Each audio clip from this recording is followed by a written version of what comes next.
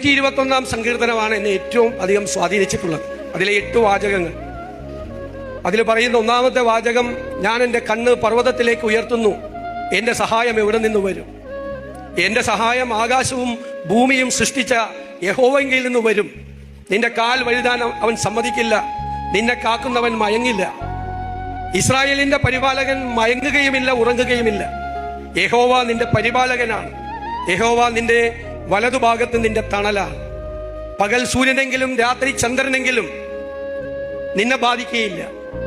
യഹോവ ഒരു ദോഷവും വരാത്തവണ്ണം നിന്നെ പരിപാലിക്കും, നിന്റെ പ്രാണനെ പരിപാലിക്കും.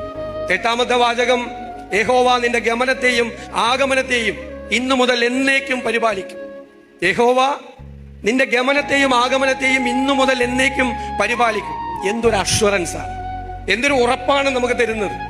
എൻ്റെ ജീവിതത്തിൽ ഒരു പൊതുപ്രവർത്തകൻ എന്നുള്ള തരത്തിൽ എൻ്റെ ജീവിതത്തിൽ എന്നെ ഏറ്റവും സ്വാധീനിച്ചിട്ടുള്ള ഈ 8 വാചകങ്ങൾ ഈ 121 സങ്കീർത്തനത്തിലെ വാചകങ്ങളാണ്. എന്തൊരു കരുത്താണ് അത് തരുന്നത്.